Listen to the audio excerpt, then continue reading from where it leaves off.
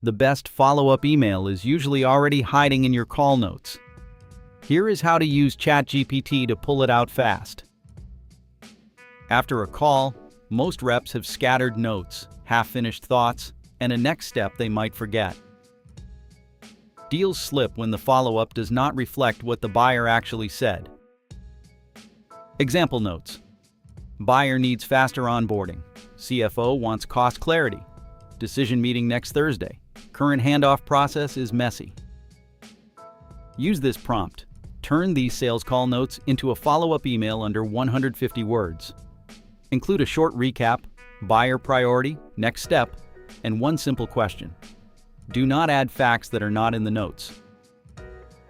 ChatGPT will usually produce a cleaner draft, but it may still sound too formal or bury the real priority. Edit the draft by moving the buyer priority to the top, cutting filler, and making the next step obvious. Final version. Mark, you mentioned onboarding speed and handoffs are the two areas creating the most friction. I attached the workflow we discussed. Should I send the CFO version before Thursday's decision meeting? From the same notes, ask ChatGPT to create a CRM update so the follow-up and pipeline match. Before sending, verify names, dates, numbers, and anything AI may have misunderstood.